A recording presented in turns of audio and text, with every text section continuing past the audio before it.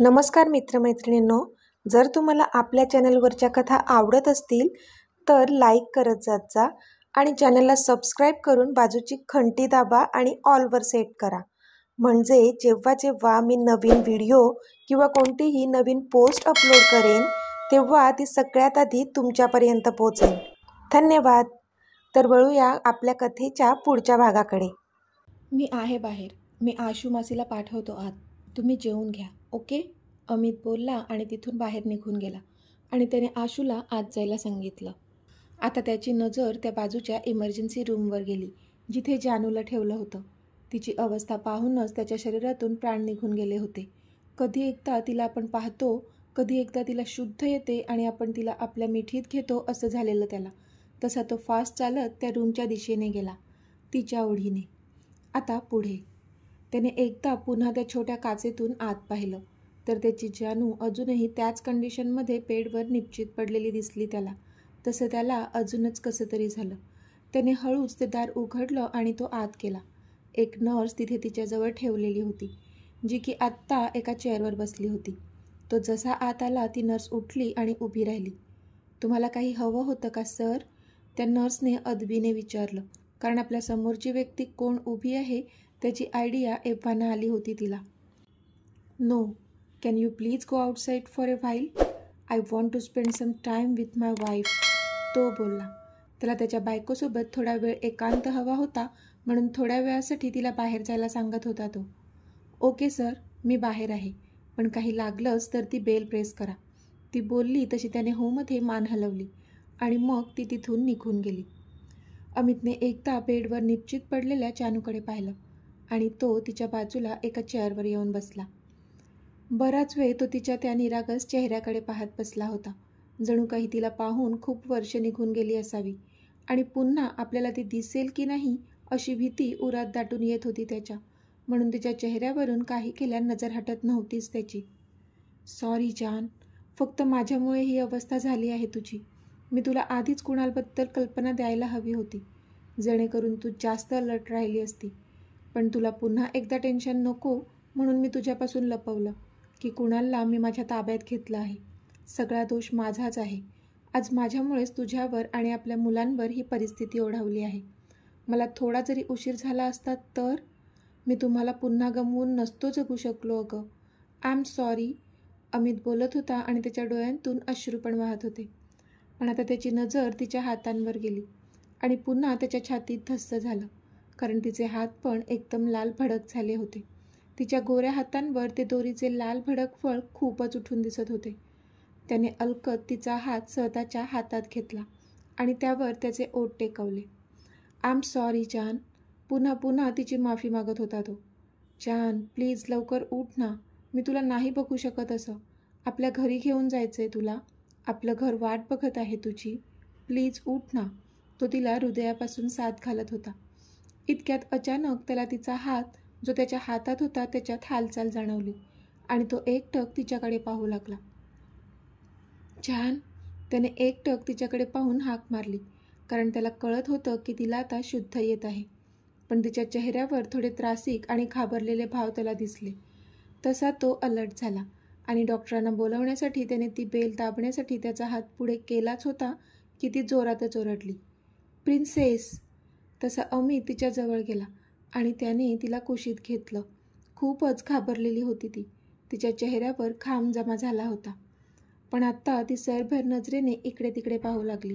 पण आता ह्या क्षणी आपण आपल्या मीतच्या मिठीत आहोत हे जेव्हा तिला जाणवलं तेव्हा कुठे तिच्या जीवात जीव आला आणि तिने त्याला गच्च मिठी मारली.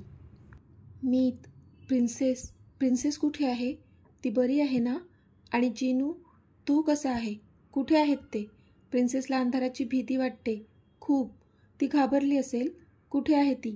जिनू आहे का तिच्यासोबत? मला तिच्याजवळ घेऊन चला. ती मम्मा मम्मा करत असेल. खूप घाबरली होती माझी प्रिन्सेस. जानू त्याच्या मिठीत अखंड बडबड करत होती आणि तो तिच्या केसांवरून हात फिरवून तिला शांत करण्याचा प्रयत्न करत होता.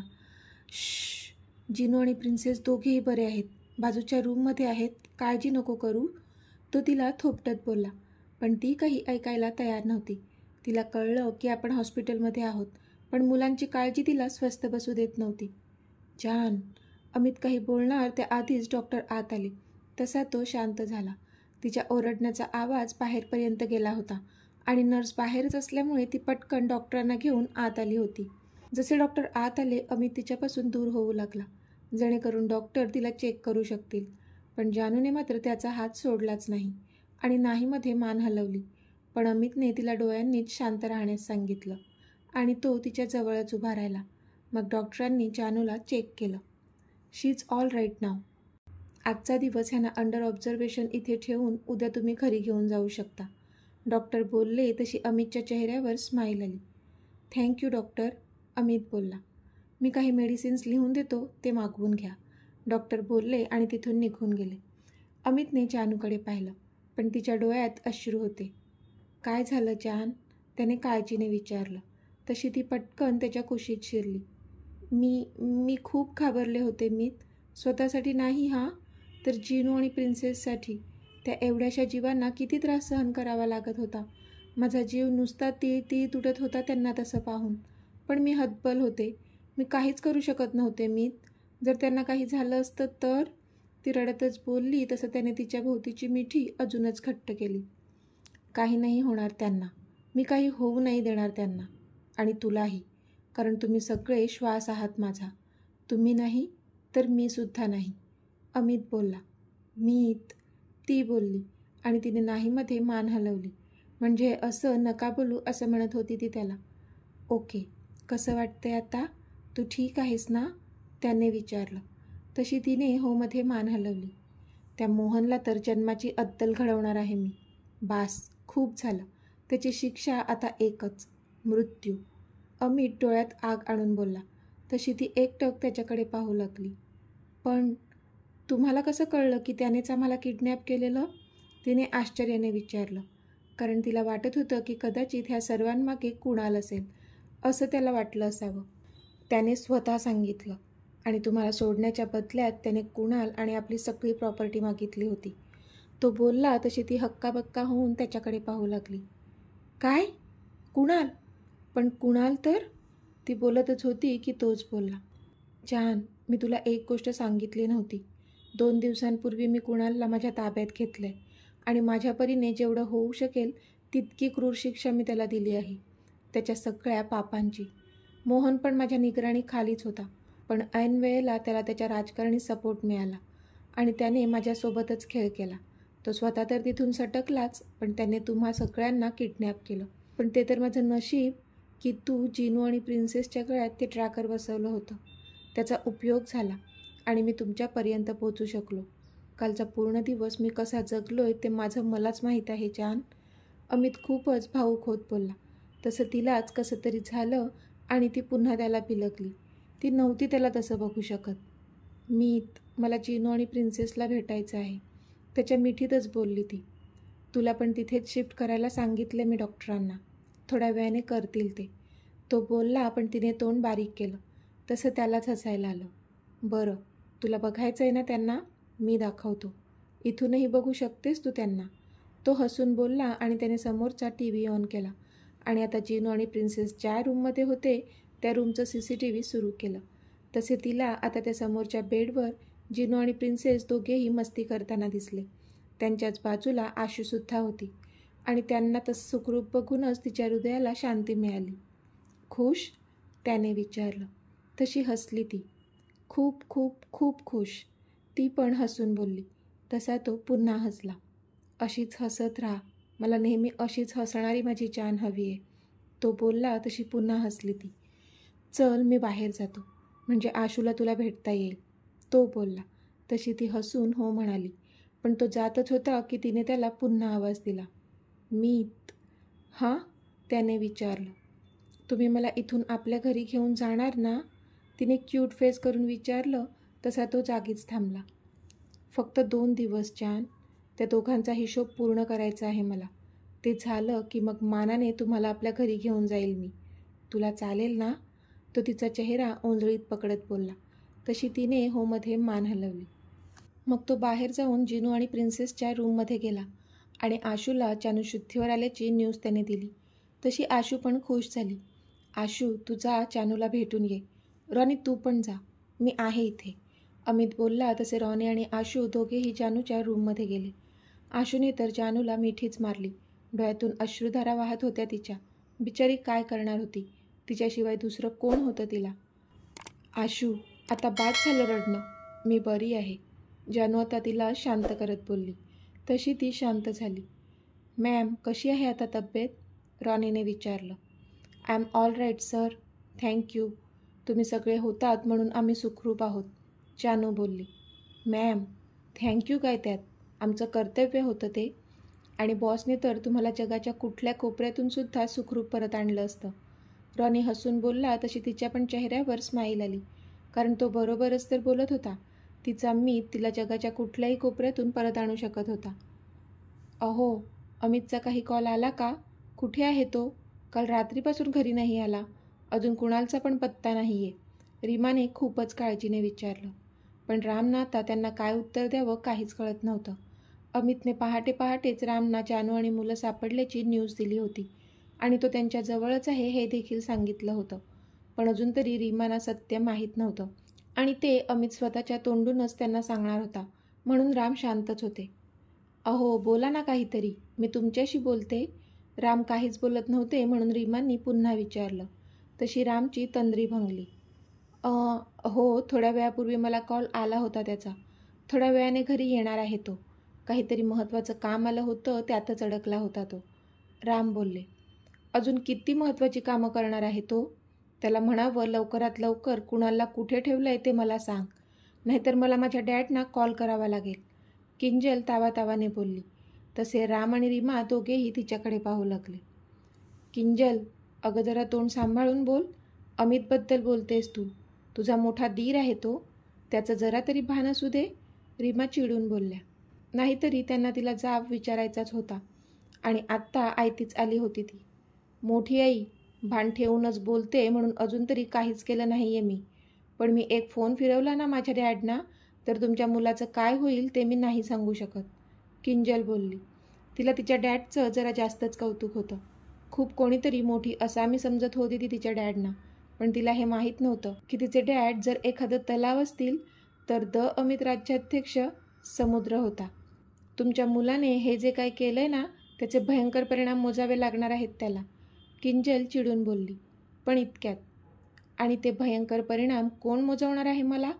समोरून आवाज आला तसं सगळेजण तिकडे पाहू लागले आणि त्यांना समोर तो दिसला, अमित राज्याध्यक्ष.